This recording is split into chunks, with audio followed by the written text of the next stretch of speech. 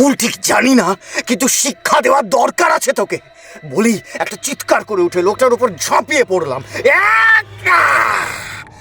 ওর ডানাগুলো ধরে তলপেটে চাপ দিলাম পা দিয়ে, আর লোকটা কাতর স্বরে চিৎকার করতে লাগলো। আমি মুখ নামিয়ে এনে ওর ডানা থেকে একটা একটা করে পালক টেনে ছিঁড়তে শুরু করলাম। ও আরো কুঁকিয়ে উঠল।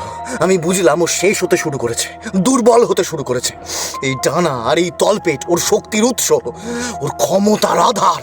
আমি আরো চাপ দিলাম, আর ওর ডানাগুলো থেকে একটা একটা করে পালক তুলতে লাগলাম।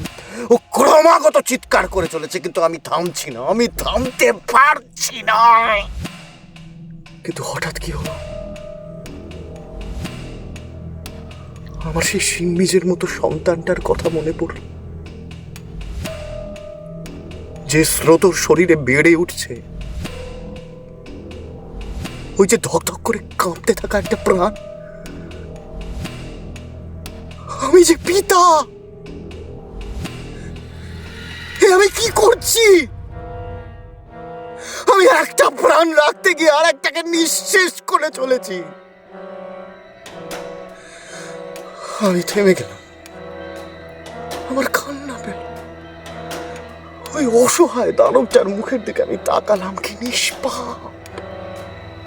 বেঁচে থাকার, নিজের পরিবারের সঙ্গে মিলে থাকার ইচ্ছেটা তো পাপ নয়, আমিও তো তাই চাই। কিন্তু আমি যে নিষ্ঠুর হতে পারছি না।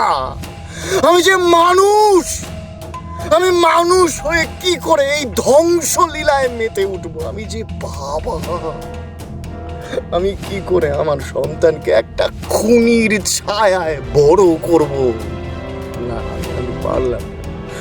আমি উঠে এলাম, আর যন্ত্রণায় কাতরতায় ওই বুড়োটা উপায়হীন যন্ত্রের মতো তার শিং দুটো আমার গলায় ঢুকিয়ে দিল।